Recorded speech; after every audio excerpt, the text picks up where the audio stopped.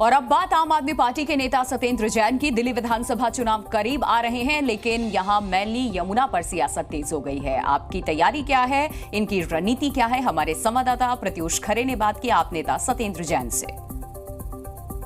नमस्कार, आप देख रहे हैं जी न्यूज, आपके साथ मैं हूं प्रत्युष खरे। दिल्ली में कुछ महीनों के बाद विधानसभा चुनाव होने वाले हैं, लेकिन चुनावी माहौल अभी से ही बनने लगा है। चुनावी रणनीतियां बन रही हैं, चुनावी एजेंडे तय हो रहे हैं।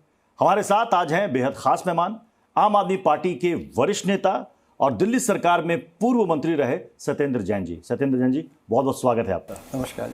सत्येंद्र जैन जी, चुनावी बात करूं लेकिन उससे पहले दिल्ली में अभी जो चल रहा है उसकी बात कर लेते हैं। एक तो हवा में पोल्यूशन, दूसरा यमुना में पोल्यूशन। और हमने देखा कि यमुना में बीजेपी के प्रदेश अध्यक्ष ने डुबकी लगाई और आम आदमी पार्टी को चैलेंज दिया कि आइए आप भी।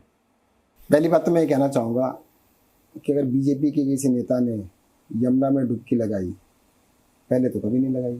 इसका पहले से कुछ बेटर हुआ होगा तभी लगाई, या तो हर साल लगाते। इस साल लगा पाए, इसका पोल्यूशन थोड़ा सा कम हुआ है, कुछ तो कम हुआ है। दूसरी बात, दिल्ली में ना, अब ये टीवी पे आपके चैनल पे भी देख रहा था मैं, खूब सारे झाग दिखाते हैं, इतने ऊँचे ऊँचे 4-4 फुट के, 6-6 फुट के, जैसे होते हैं हिमालय पर्वत से बने हो, बर्फ के पहाड़ बने हो। क्या कहाँ से? पर ये क्या होता है, छठ पूजा जब आती है, दिवाली आती है, तभी आते हैं, फिर एक साल के लिए गायब हो जाते हैं, अगले साल फिर आते हैं, फिर चले जाते हैं। ये अचानक क्यों आते हैं? और वहाँ पे फिर ये टूरिस्ट की तरह से क्यों जाते हैं? वहाँ पे भी गए थे ये वाले जो सज्जन जिनके बारे में डुबकी लगाने वाले बता रहे हो, 2-4 दिन पहले वहाँ भी गए थे कि देखो ये कितने झाग हो रहे हैं, कितने पैदा हो रहे हैं। इसके बारे में बता दूं क्या होते हैं। ये बनाए जाते हैं, बनते नहीं है, बनाए जाते हैं।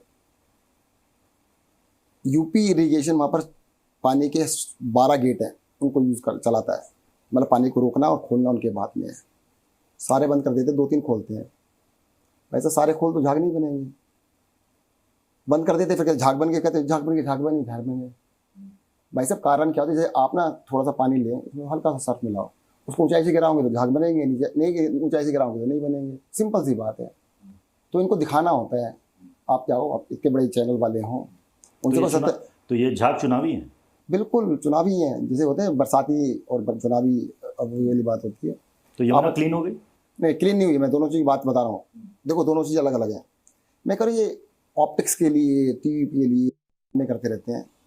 अरे भाई साहब, आप इतने बड़े चैनल, उनसे कहो सारे गेट खोल दो, 3 दिन बाद चलेंगे, मैं भी चलूँगा। कह रहे झाग कहाँ गए जी? और छठ के बाद चले जाना, थोड़े दिनों बाद फिर गायब हो जाएंगे।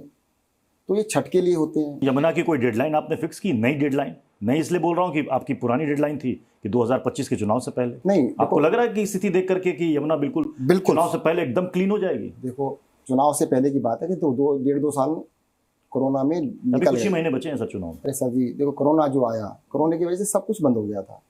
वो एक महामारी थी। 100 साल की आपकी डेडलाइन वही नहीं, 25 नहीं है, फरवरी से पहले। थोड़ा समय लगेगा, 1-2 साल लगेंगे। यमुना को हम साफ करके दिखाएंगे। कोरोना की वजह से, और दूसरा जो उन्होंने एक ये किया कि सत्येंद्र को भी अरेस्ट कर लिया, अरविंद केजरीवाल को अरेस्ट कर लिया, इन सारे को लेते हुए अगले 2 साल में हम जरूर कर देंगे, पक्का।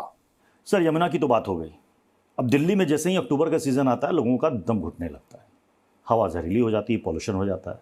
हर बार इसको लेकर राजनीति होती है, वार पलटवार होती है। ये अब यहाँ तो आपने बता दिया कि चुनावी झाग है। ये हवा में पोल्यूशन, इसके लिए जिम्मेदार कौन है? ये पोल्यूशन आज से नहीं है, बहुत सालों से है। ये हमारी पार्टी ने इसको चूज किया। हमने कहा भाई, कोई भी मुद्दा है, अगर बीमारी हो तो मान लो कि बीमारी है, तभी तो इलाज करेंगे। हमसे पहले तो कोई एक्सेप्ट ही नहीं करता बीमारी है। अगर एक्सेप्ट नहीं करोगे तो इलाज क्या करोगे? हमने कहा कि दिल्ली के अंदर पोल्यूशन है, उसको मुद्दा हमने बनाया। हमने मुद्दा बनाया तो सबको पता लगा दिल्ली में तो पोल्यूशन है, सबको पता लग गया। ऐसा नहीं था कि पोल्यूशन नहीं था, पोल्यूशन था, सबको पता लग गया। अब पता लग गया तो सब पीछे पड़े, हमारे पीछे ही पड़े, बाकी के पीछे पड़े।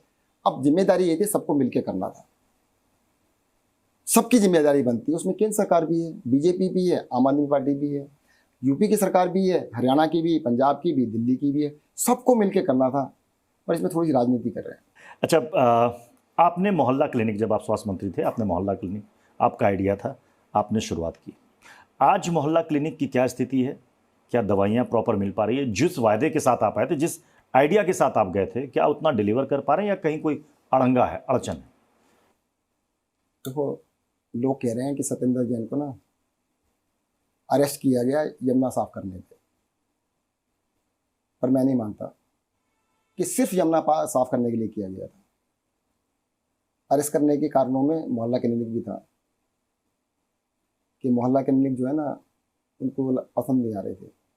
वहाँ पर 365 साल में 365 दिन होते, 365 टेस्ट होते हैं। सर हम प्राइवेट की सबसे अच्छी कंपनियों से कराते हैं।